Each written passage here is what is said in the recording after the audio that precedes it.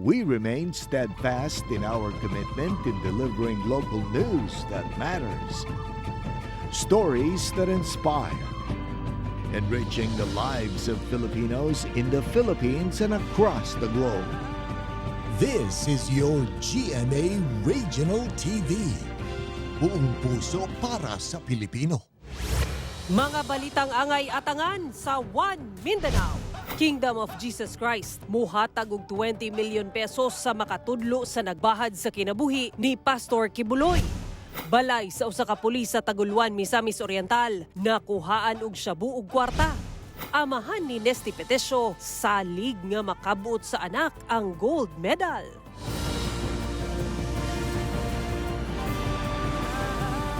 Ito ang GMA Regional TV, One Mindanao.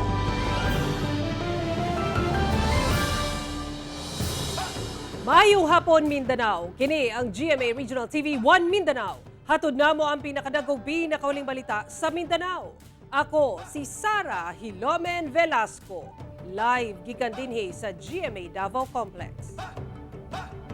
Cyril Chavez, live gikan dinhi sa GMA Cagayan de Oro Station. Kapin 3 million pesos nga kantidad sa illegal nga droga ang nasakmit sa PDEA-10 ug kapulisan sa managlahing operasyon sa Cagayan de Oro City ug Misamis Oriental. Usa sa mga target nga aktibong pulis nakasibat. Ang detalye sa report ni James Paulo Yap. Aman goy. I-unload mo ha. Ang mga bala ni RM.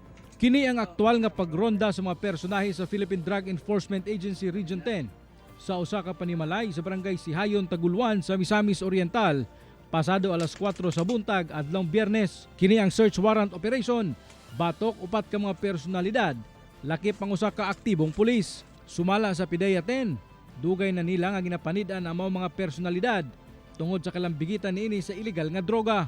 Lumalabas doon na itong police and other personalities ay malaki ang involvement sa illegal na droga. Nagdi-deliver ng illegal na droga dito sa buong Northern Mindanao, no? Binabagsak sa Bukidnon, binabagsak sa Iligan. Sikop sa mga operasyon ang 7 ka mga personalidad apan nakasibat ang usa sa mga target nga pulis. Nasakmit gikan sa posisyon sa mga sospek ang 100 grams sa gituuhang shabu nga nagkantidad og 680,000 pesos, usa ka pistola, mga bala o ubay-ubay nga mga kwarta. Balhog na sa PDEA Custodial Facility ang mga sospek kisa wala na mihatag pa og pahayag. Ang pangalan niya ay si Police Staff Sergeant Arman Tagolimot o mas kilala siyang alias Artags, no? So at large siya kasi during the service of search warrant na kung saan siya mismo ang personalities ay wala siya. Sa laing operasyon nga gikasa sa mga personahe sa Regional Police Drug Enforcement Unit 10, nasakmit gikan sa duha ka mga drug suspect ang balor 3 million pesos nga kantidad sa shabu o cocaine. Sa investigasyon sa kapulisan nga gikan matud pa sa kasikbit nga probinsya ang duha ka mga suspect ug paingon unta kini sa Bukidnon aron maghatod sa maong droga. 2 million pesos ang worth of alleged shabu nga nato ang nakumpiska ug 1 million worth of alleged cocaine nga ato usab nga kumpiska ug aduna usab dried marijuana. Wala na miluwat pa og pahayag ang mga dinakpan samtang pasakaan sab kini ug paglapas sa Republic Act 9165 kung Dangerous Drugs Act of 2002. Kauban si Makoy Sempron sa kamera. Ako si James Paulo Yap para sa One Mindanao. 20 million pesos nga reward money. Kini ang gihanyag sa Kingdom of Jesus Christ alang sa makatudlo sa mga nagbahad sa kinabuhi ni KOJC founder Pastor Apollo Kibuloy. Dugang detalye sa live report ni Kent Abrigana. Kent?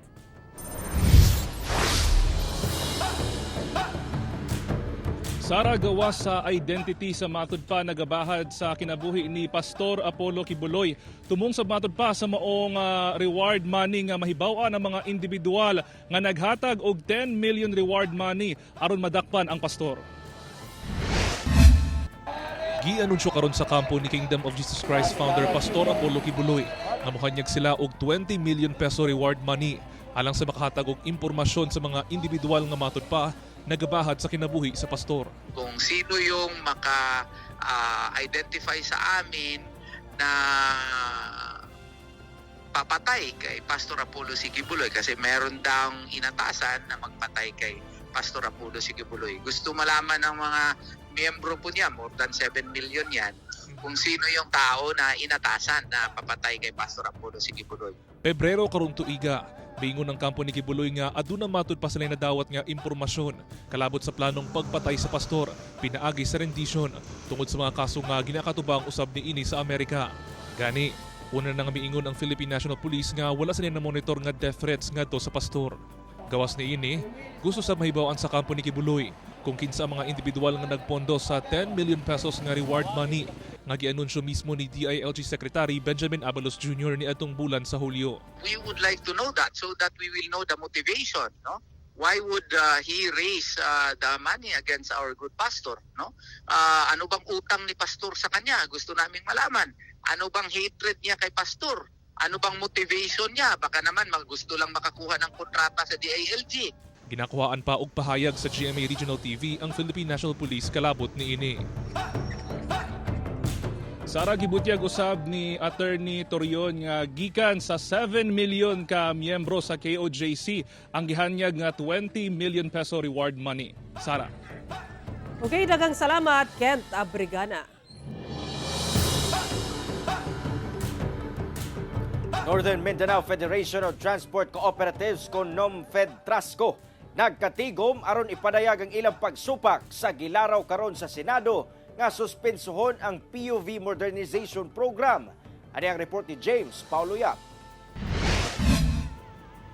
Sa Senate resolution nga gipirmahan sa 22 ka mga senador, gilaraw niini nga ipasuspenso una ang pagpatuman sa Public Transport Modernization Plan. Ilang gipunto ang kakulangon sa information drive nga may resulta sa taas nga unconsolidated traditional jeeps nga anaa paghapon sa 19% ug ang kakulangon sa LGUs sa ilang local public transport route plan kun LPTRP. Busa, nagkatapok ang 16 ka mga transport cooperative o corporation nga nagapadaga na og mga modernong pampublikong sakyanan aron ipadayag ang ilang pagsupak sa maong laraw sa Senado. Naman may nakita sayop sa programa, tinood na, no?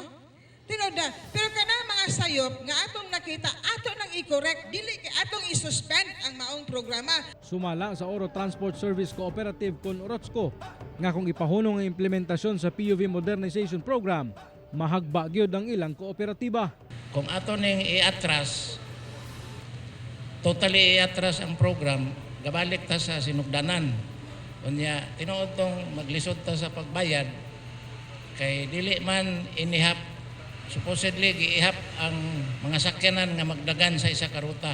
Hinuon aduna say pabor sa maong laraw sa Senado. Ang among kooperatiba is unstable. So dili pa may maka-afford sa pagpangutang sa land bank o gahanan mo kao ng mga sakyanan.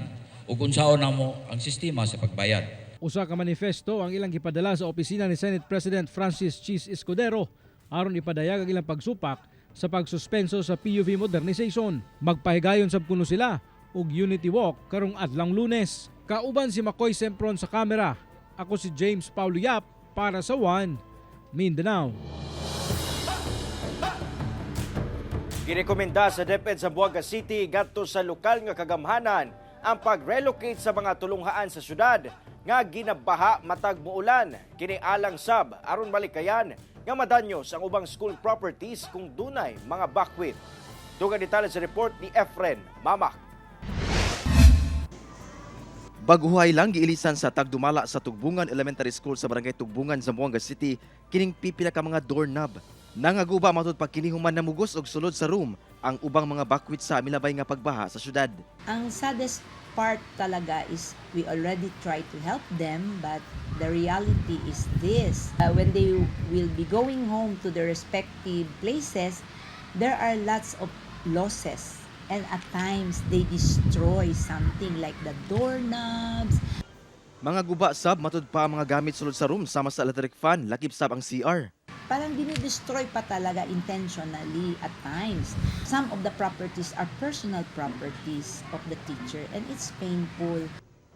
Ang maong tulunghaan, usa sa mga ginahimong evacuation center alang sa mga apektuhan sa pagbaha. Apan bisan pa nga kini mismo ginabaha, sanglit gikonsiderang low-lying area ang kinahimutangan niini. Gani tigdugay mohubas ang baha sa maong tulunghaan. Busag girekomenda sa DepEd Zamboanga City ngadto sa LGU ang pag-relocate sa mga tulunghaan nga kanunay nga ginabaha. Ang baha kasi sa DepEd, wala kaming magawa dyan. Ang pinaka-concern office dyan is the LGU. So for us, we can just make a recommendation to relocate, no? I-relocate natin yung mga schools na underwater, or if not, i-elevate natin yung mga low grounds, no? Para at least hindi na siya magkaroon ng hindi na siya ma-experience ng baha.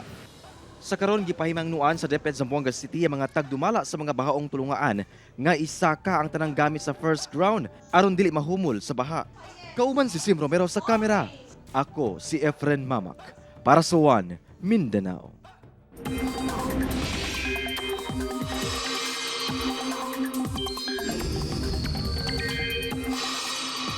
Human ang monsoon break kagahapon, nibalik na sa abang southwest monsoon o hanging habagat nga nakaapekto sa nasud lakip sa Mindanao.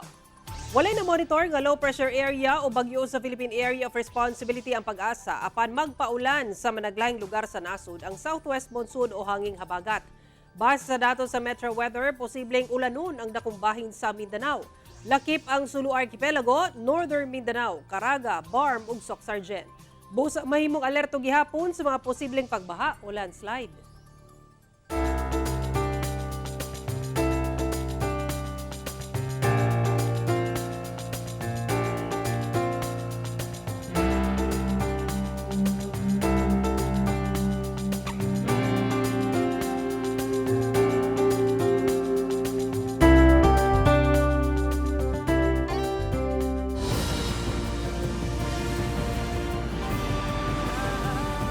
Ito ang GMA Regional TV, One Mindanao.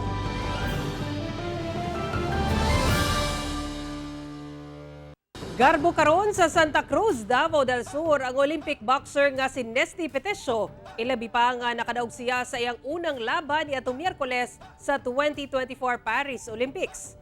Atong sayro ng gibati sa iyang kabanay ug taga-suporta, pinaagi sa live report ni Argel Relator. Argel.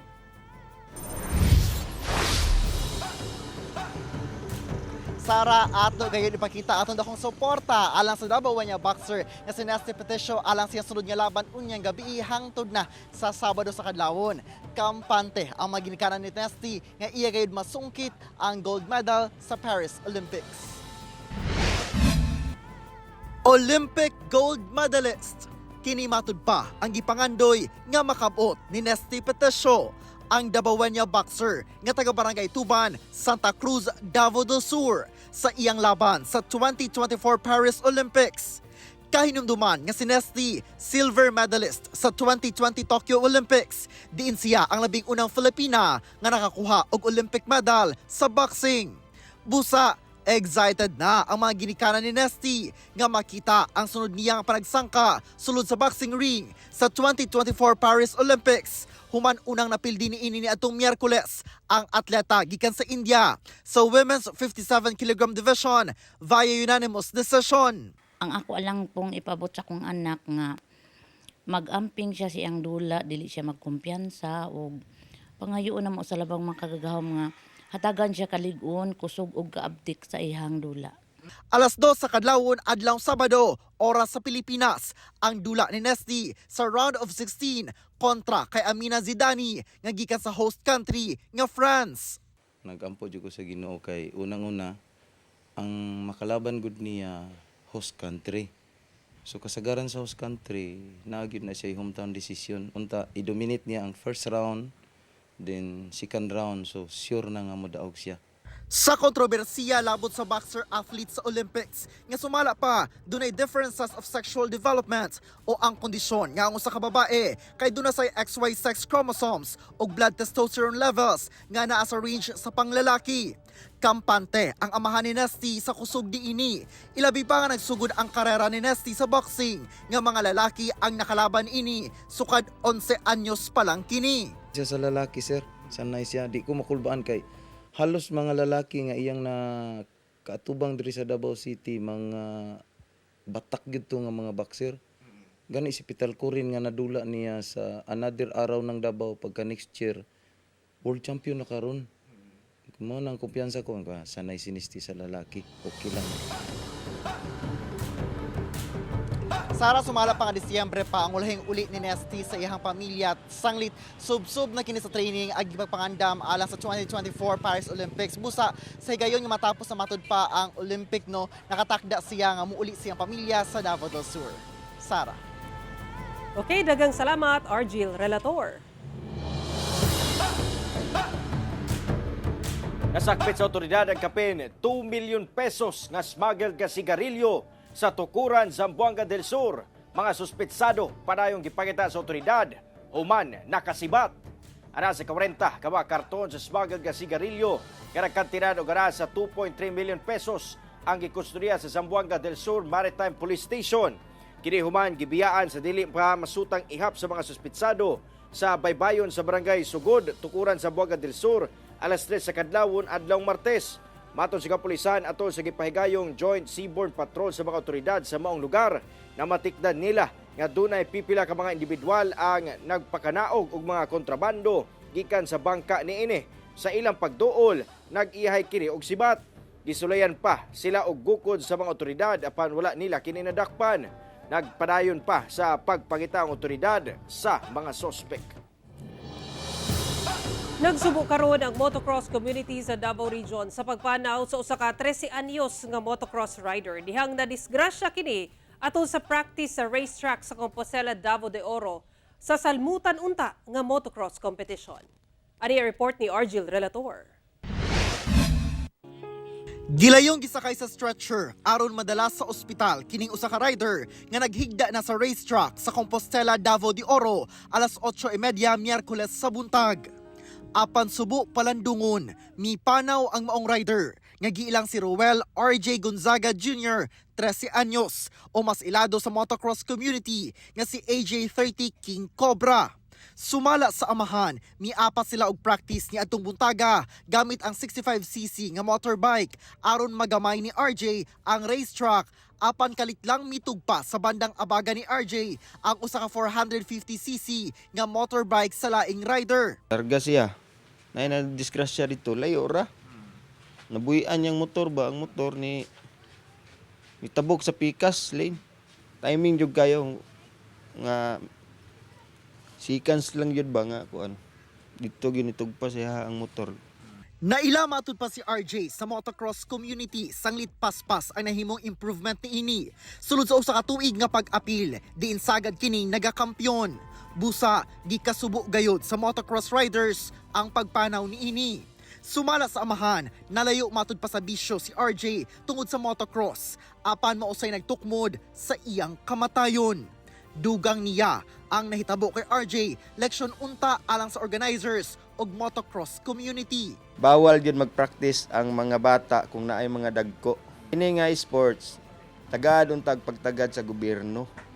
Nga taga LGU, tarungon ninyo og hatag og talent pinning ang mga rider kay di basta-basta ang ilang gibuhat para malingaw lang ang inyong lungsod. Nakikalayo na matud pa sa pamilya ni RJ ang rider sa mitugpa nga motorbike kaniya, lakip ang organizer sa motocross competition, labot sa pag-abaga sa mga galastuhon sa pagpahiluna sa patayng lawas, ingon man uban pang tabang. Kauban si Melchor Awing sa kamera. Ako si Argil Relator para sa One Mindanao. Nakasugod na sa ilang klase ang upat ka mga tulunghaan sa Cotabato Province nga labing naapektuhan sa milabay nga pagbaha sa probinsya. Sumala sa DepEd Cotabato, nakasugod na og klase ang mga tulunghaan sa Midsayap Cotabato nga mao ang Lumupog Elementary School, Tukuran Kindenga High School og Makasindeg Elementary School og A Manaay Elementary School sa Pigkawayan, Cotabato diatong August 1. Kinumduman nga wala midungan sa pag-abli sa klase niadtong July 29 ang mga tulunghaan gumikan sa padayong epekto sa pagbaha. Apan sa A Manaay Elementary School sa Barangay Covered Court nga gihimong temporary learning center, gipahigayon ng mga klase sanglit duna gyapoy tubig sa eskwelahan. Hidoon target sa DepEd Cotabato nga magklase na mismo sa mga classroom ang mga estudyante sa maong tulunghaan sa Lunes.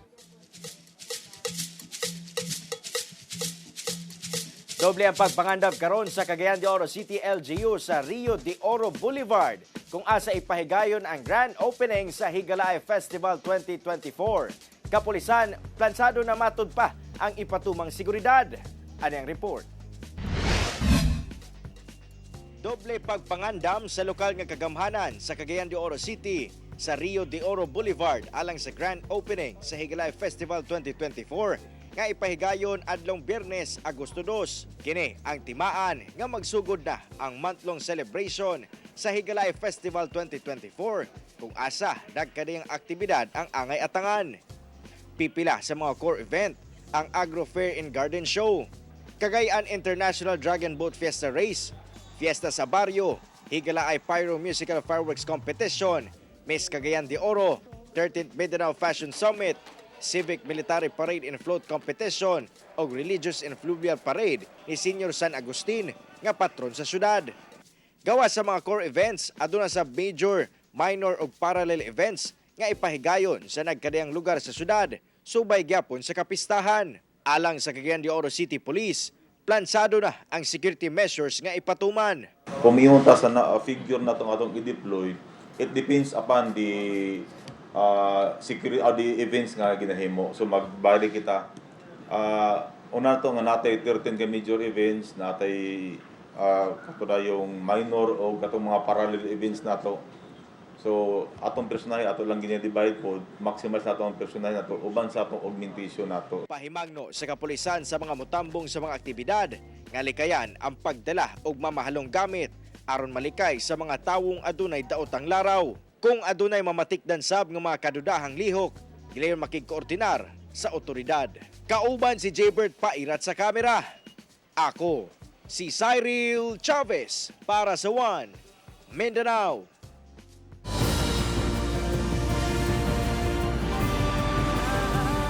Ito ang GMA Regional TV, One Mindanao.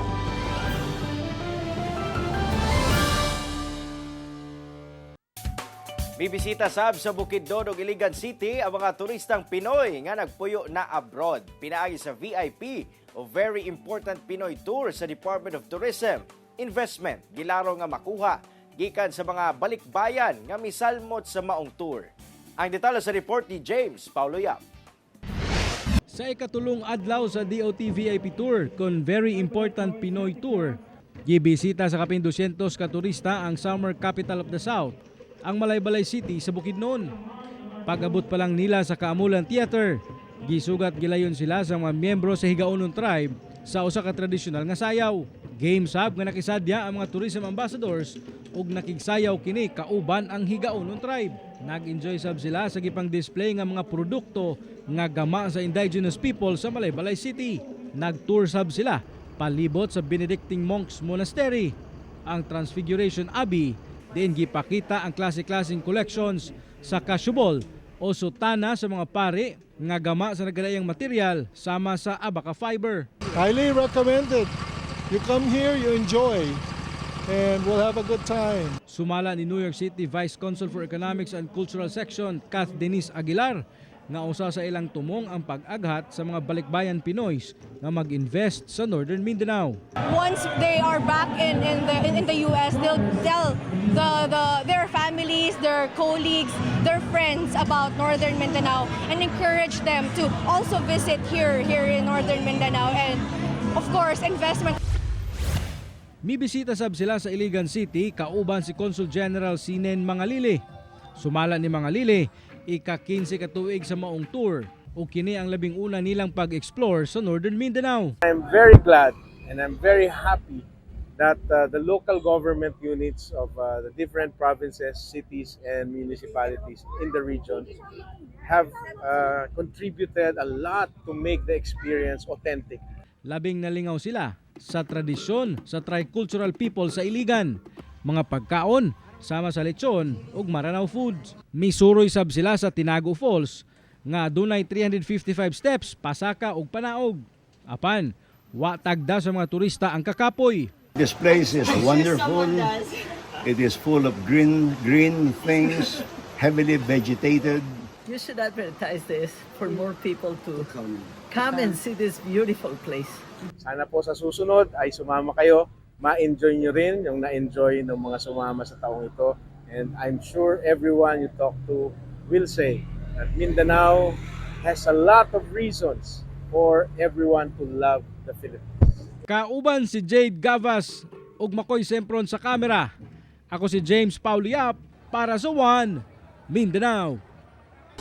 Gisiguro sa acting director sa Davao City Police Office nga mamintinar ang kalinaw sa dakbayan ug andam ilabi na sa hulga sa terorismo. Kini human gipatutukan kini kaniya ni Davao City Mayor Baste Duterte. Ano yung report ni John D. Esteban? Counter-terrorism. Kini ang usa sa mga gipatutukan ni Davao City Mayor Baste Duterte kang Davao City Police Office Acting Director Police Colonel Hansel Marantan. Sumala ni Marantan, giingon kini sa mayor kaniya ato sa iyang pag-courtesy call sa mayor niadtong Hulyo 24. Gipasiguro usab daw kaniya nga mamintinar ang kalinaw sa syudad, labi na karong Kadayawan Festival. Ang pinag-prepare natin dito yung mga tsamba. Kasi sabi niya, there were instances of terrorist acts here in Davao. And so we are prepared for that. Daan ang giingon ni Mayor Baste pinaagi sa iyang programang Basta Davaoenyo nga imintenar sa DCPO ilawom sa bag-ong acting director ang status quo sa dakbayan. Ako alang mag-maintain na yung status quo. Labi na karon pasod na ang Kadayawan kaya na mobilization na nasa mga tropa medyo utak ko pantayanan. Ablihan daw sa mayor ang iyang pultahan kang Marantan isip acting director bisan wala gipapili ang mayor sa kung kinsa ang mamahimong director sa DCPO. Apan duda ang mayor kung maminaw ba kini sa kung unsa man ang ihang isulti o direktiba. Kahinumduman nga ikatulo nagpuli og direktor ang DCPO ni atong July 10. Una si Police Colonel Lito Patay. Aban pila lang ka oras gihulipan siya ni Police Colonel Sherwin Butil. Dayon kalit kining girelieve ug mihulip si Police Colonel Marantan.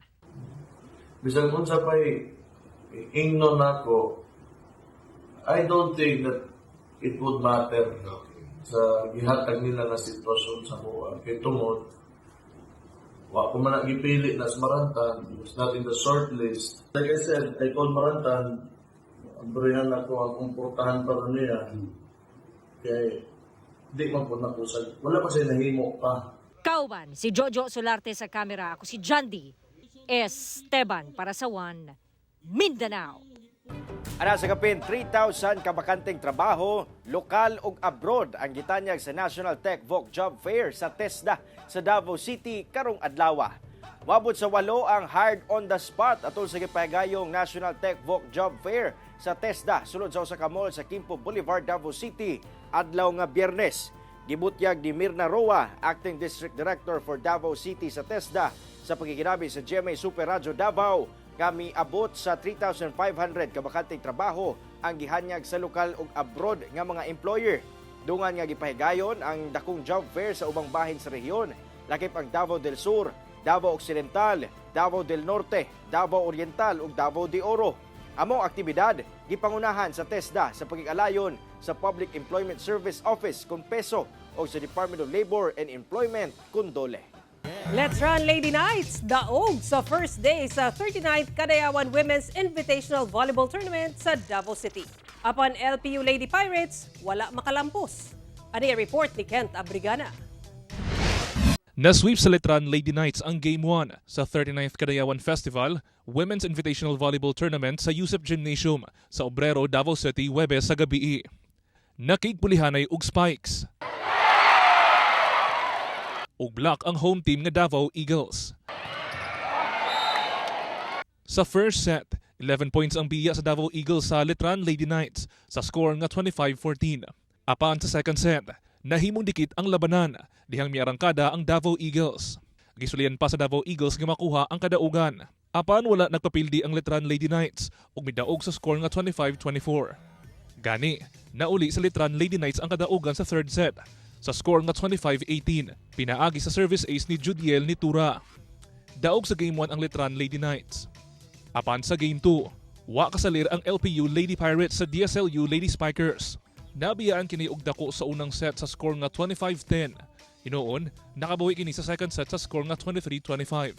Apan dayon kining nahagbong sa ikatulo ug ikaupat nga set sa score nga 25-16 ug 25-15. Nakatakdang magtigi sa Game 1 ang LPU Lady Pirates ug Letran Lady Knights. Samtang sa Game 2, magtigi ang Davao Eagles ug DSLU Lady Spikers. Ugma Sabado, magtigi ang LPU Lady Pirates ug Davao Eagles sa Game 1. Samtang sa Game 2, magtigi ang DSLU Lady Spikers ug Letran Lady Knights. Sa Domingo magtigi sa Game 1 ang Rank 3 ug 4 alang sa bronze match. Samtang magtigi usab sa Game 2 ang Rank 1 ug 2 alang sa gold match. Kauban si Melco Minares sa kamera. Ako si Kent Abrigana para sa One Mindanao. Cagayan de Oro City Police padayon pa ang investigasyon ug pagkukod sa gingong tulisan nga mo'y mastermind sa sagunson nga pagpanulis sa gagmayng mga tindahan sa syudad. Ani ang report. July 2, pasado las 3 sa kadlawon, nakurat ang mga tenant sa usa ka lugawan sa Barangay Bulua, Cagayan de Oro City. Human kalit silang gisulod og tulisan nga naka-helmet nga gilayong nanion og kutsilyo.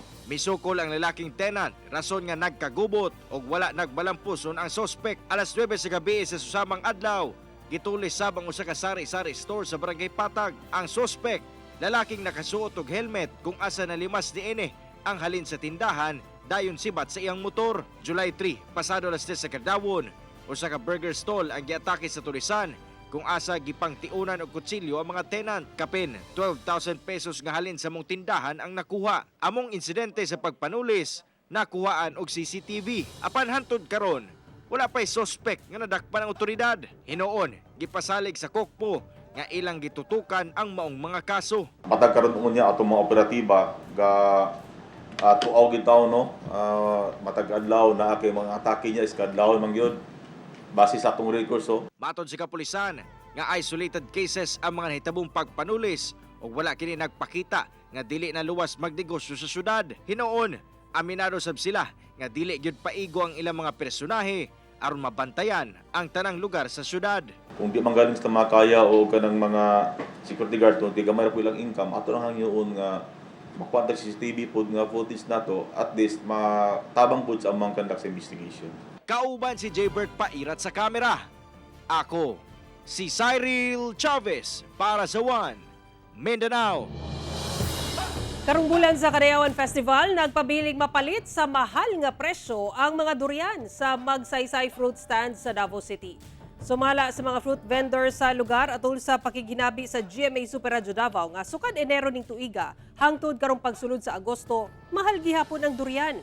Mapalit sa 100 pesos per kilo ang muntong, aransilyo sa 120 pesos per kilo, kob sa 120 pesos per kilo, DO 101 sa 180 pesos per kilo ug puyat nga 200 pesos per kilo. Pagpasabot sa negosyante nga tungod kini sa dili pa season sa durian ug lauman nga sa Setyembre hangtod Oktubre pa mo barato ang presyo sa mga prutas. Samtang niya sa presyo sa laing prutas sa Magsaysay Fruit Stand, mangustin 160 pesos per kilo, marang 120 pesos per kilo, pomelo 120 pesos per kilo ug 650 pesos sa matag box niini.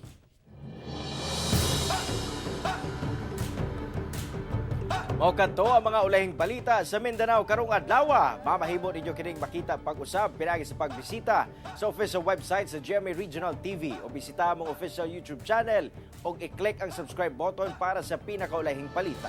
Daghang salamat sa atong mga kapuso sa Mindanao nga nagalantaw kanamo ug sa atong mga kapuso abroad.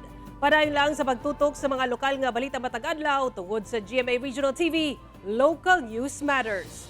Kami ang GMA Regional TV 1 Mindanao. Tibok pwersa para sa mas dakong misyon ug mas halapad nga pagserbisyo sa nasod. Happy weekend mga kapuso ug mag-amping kita kanunay.